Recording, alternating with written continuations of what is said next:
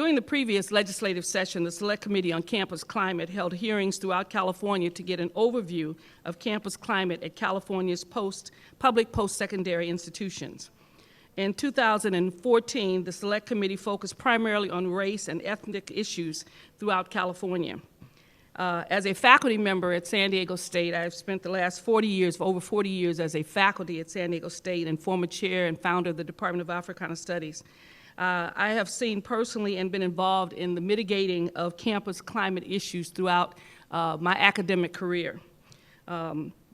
Most of you know this is home to me. I have 3 degrees from UCLA, so it's always good to be back.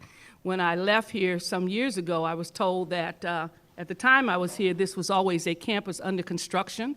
And after 40 years, it is still a campus under construction. But that's a great thing.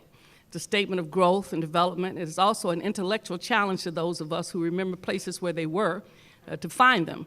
But it's wonderful to be here at UCLA today again as a member of the California State Assembly and a lifetime member of the Alumni Association of UCLA. I won't tell you what I paid 40 years for lifetime membership. It was $100. So I have to continue to contribute to the Alumni Association just because I feel guilty about that. This is the third hearing of this legislative session.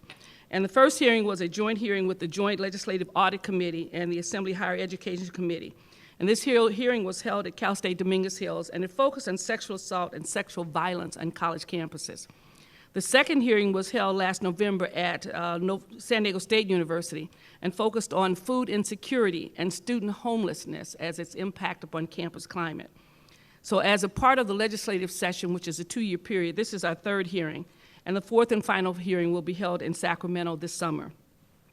Today's hearing will focus on freedom of expression and increasingly diverse college campuses. This has been an issue at each individual campus and a topic that continues to be brought up at all of our select hearings. People also have been asking, why UCLA? I've tried to have hearings throughout California, and the LA region has been an area where we haven't held a hearing. And during this legislative session, we had not held a hearing on a UC campus. Combining the desire to have a hearing in LA and combining a hearing with the at a UC campus, obviously the natural selection was UCLA. Even though we've been having a hearing, we're having a hearing at UCLA, this is not about UCLA in specifics, and I want to emphasize that. So often when we go to a place, people think we're there to beat up on that campus or to talk about that campus only, and we've not done that in any of our hearings. Our hearings are really about uncovering information, finding out what's going on, and hopefully sharing solutions that we find to the many challenges that are faced throughout the state, not just at this campus, but throughout the state. So as a result, I always let folks know that this is not a beat up on UCLA.